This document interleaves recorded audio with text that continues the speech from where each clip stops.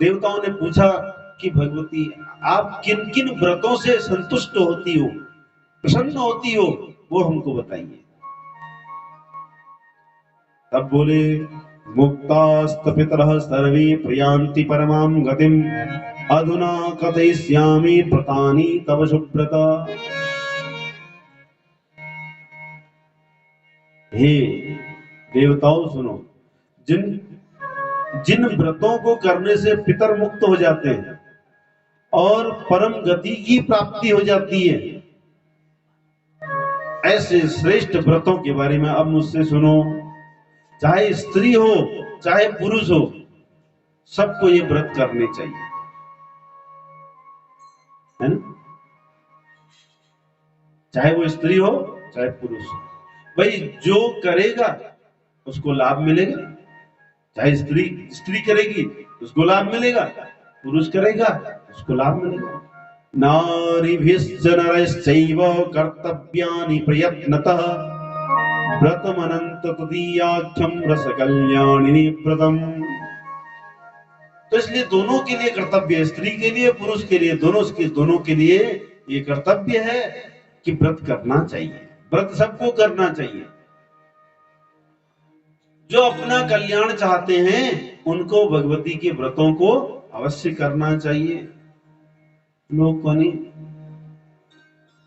क्या खेबे क्यों नहीं, खेबे क्यों के नहीं हो क्या लग रहा है कि नहीं खाओगे ना, कहते ना कई लोग भगवान जी की कौन की नहीं खाओ।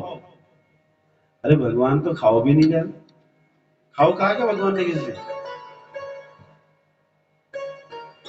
खाना नहीं खाना, जीवन कैसे जीना है, जीवन कैसे जीना है, इसके लिए जीव स्वतंत्र है। आप कैसे जीना चाहते हैं, आप चाहे सही मार्ग पर चलो चाहे कुमार्ग पर चलो, यह हमारा स्वतंत्र निर्णय होता है। इसलिए जो श्रेष्ठ मार्ग पर चलेगा उसको सुख मिलेगा।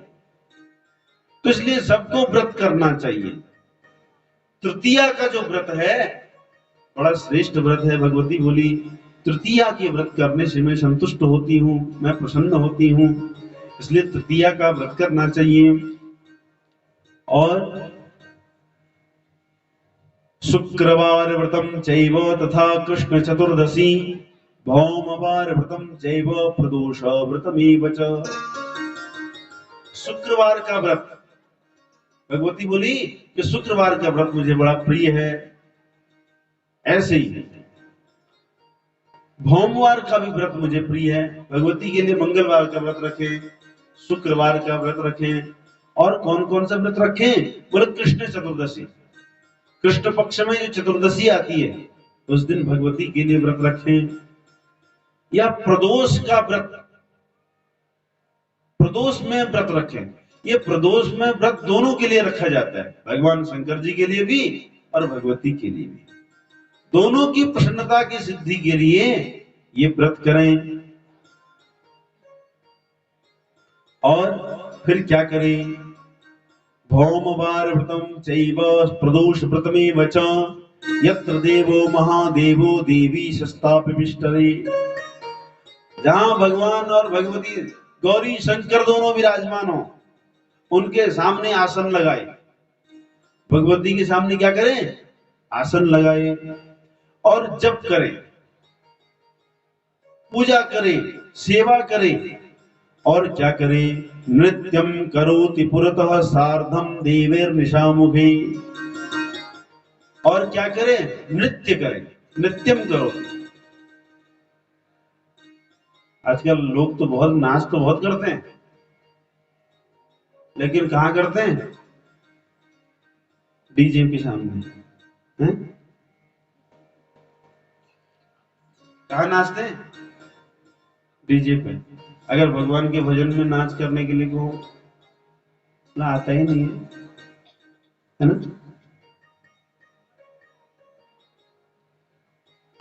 तो जो संसार में नाचता है ना, वो नाचते ही रह जाता है, जीवन भर नाचते रहता है, उसको सुख नहीं मिलता। लेकिन जो भगवती के सामने नाचता है फिर उसे और कहीं नाचने की आवश्यकता नहीं पड़ती। उसके सारे पाप नष्ट हो जाते हैं। तो इस नित्यम करोति पुरतः सार्धम देवेर निशामुखी, कहां पर नाच करे? बोले पुरतः, मेरे सामने, भगवती के सामने, भगवान के सामने नृत्य करे। इसलिए इस प्रकार ये व्रत रखे। और सोमवार व्रतम चैव ममाति प्रिय किन्नगः, भगवती बोली मुझे सोमवार का व्रत भी बड़ा प्रिय है, इसलिए भगवती की प्रसन्नता के लिए भी सोमवार का व्रत रखे। और क्या करें? तत्रापि देवीं संपूज्य रात्रौ भोजनमाचरेत्, इस प्रकार भगवती की पूजन कर, भगवती का पूजन करके रात्रि में भोजन करें। हमने एक दिन व्रत के बारे में कहा था, यदि आपको याद होगा, व्रत निराहार होना चाहिए, बार बार नहीं खाना चाहिए व्रत के दिन, बार बार पानी भी नहीं पीना चाहिए। लेकिन ये कुछ व्रत ऐसे हैं जिनमें एक टाइम भोजन कर सकते हैं, लेकिन कुछ व्रत ऐसे हैं जिनमें पूरा दिन रात कोई भोजन नहीं करना चाहिए। जैसे जो एकादशी के व्रत हैं, शिवरात्रि का व्रत है ना, इन व्रतों में भोजन नहीं करना चाहिए, निराहार रहना चाहिए। सूर्योदय के बाद, पूजन करने के बाद तब भोजन आदि भोग लगा करके करना चाहिए। तो भगवती बोली कि सोमवार का व्रत मुझे बड़ा प्रिय है, इसलिए भगवती को प्रसन्न करने के लिए सोमवार का व्रत भी करना चाहिए। जो कर सके, सोमवार के व्रत में आप रात को भोजन कर सकते हैं। नवरात्र द्वयम चैव व्रतम प्रीतिकरम मम, और दोनों नवरात्र मुझे बड़े प्रिय हैं। इस बारे में हम पहले कह चुके हैं, बार बार कहना ठीक नहीं। तो दोनों नवरात्र के व्रत करने चाहिए। ऐसे व्रत करने से क्या होगा? समय भक्तः समय प्रियः, जो इन व्रतों को करता है वो मेरा भक्त हो जाता है, और जो मेरा भक्त हो जाता है फिर वो मेरा प्रिय हो जाता है। उत्सवान अपि कुर्वीत दोलोत्सव मुखान्वितो, और क्या करे? उत्सव करे, खूब उत्सव मनाए। जिससे डोला उठाते हैं ना हम लोग, ऐसे ऐसे उत्सव भी करे, डोले वाला, झांकी, भगवती की झांकी को लेकर के घुमाए और खूब आनंद मनाए, नाचे झूमे गाए, इस प्रकार से उत्सव करे। भगवती को उत्सव बड़ा प्रिय है, उत्सव प्रिय है, इस प्रकार उत्सव करे। मम भक्त सदा कुर्यान देवं मन्यान महोत्सवान, तो इस प्रकार मेरे भक्त को उत्सव करने चाहिए। ऐसा नहीं कि जो मेरा भक्त है तो केवल नवरात्रि में ही उत्सव करे, सब उत्सव करे। जैसे जन्माष्टमी का उत्सव भी करे, रामनवमी का उत्सव करे, शिवरात्रि का उत्सव करे, सभी उत्सव करे। और तब क्या करे? मद भक्तान भोजेत प्रीत्या तथा चैव सुवासिनी कुमारी पटुकाश्चापि मद बुद्ध्या तद्गतांतरम, उसके बाद मेरे भक्तों को भोजन कराए। भगवती बोली व्रत करने के बाद, यज्ञ करने के बाद क्या करें? मेरे भक्तों का भोजन करवाए, भक्तों को। और किसको भोजन कराएं? बोले सुवासिनी, सुहागिनी महिलाओं को भोजन करवाएं, कुमारी कन्याओं का पूजन करें, वटुकाश्च, वटुक का पूजन करें। कैसे करें? मद बुद्धिया, कि इनमें भगवती विराजमान है, ऐसा मान करके इनका पूजन करें। वित्त साठे न रही तो यदि दीतान सुमादिभिः, मेरी पूजा कैसे करें? बोले कंजूस बन करके ना करें, कंजूस बनकर, वित्त साठ्य रही तो, खूब खुले हाथ से, जितना सामर्थ्य है, जितना वैभव है, उतने वैभव के अनुसार खर्चा करें, खूब खर्चा करें।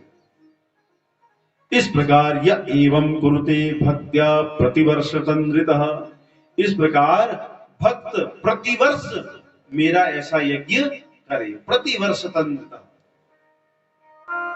जैसे आप हर साल करते हो ना, भगवती को प्रसन्न करने के लिए, भगवती की उपासना करने के लिए हर साल यज्ञ करते हैं इस क्षेत्र में। वही भगवती कह रही है कि हर साल इस प्रकार मेरा यज्ञ करे, मुझे प्रसन्न करे।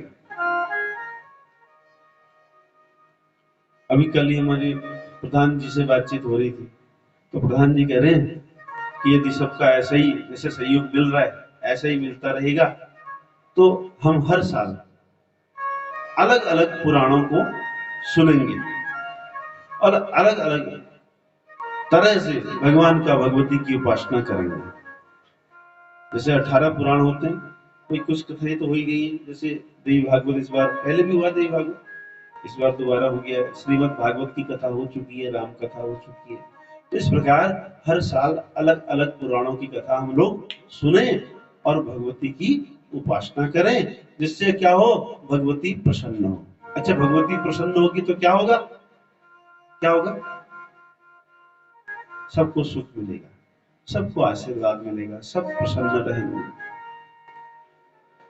तो इस प्रकार वित्त य एवं कुरुते भक्त्या प्रतिवर्ष मतन्वितः, इस प्रकार कैसे करें, भक्ति में स्थिर होकर के, भक्ति में रह करके प्रतिवर्ष यज्ञ करें। जो ऐसा करेगा तो क्या होगा, ये भी बता रहे हैं। सधन्यः कृतकृत्यौषो मत प्रीते पात्र मंजसा सर्वमुक्तम समासेन मम प्रीति प्रदायकम।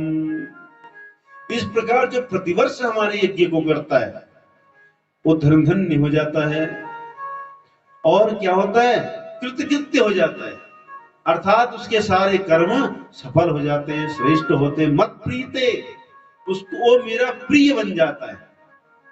और इतना ही नहीं, सर्वमुक्तम, मैं उसको मुक्त कर देती हूं और मुक्त हो जाता है, उसको भगवती की उत्तम लोक की प्राप्ति होती है। और एक बात यहाँ पर बड़ी अच्छी कही है, सर्वम मुक्तम समासेन मम प्रीति प्रदायकम ना शिष्याय प्रदातव्यम ना भक्ताय कदाचन।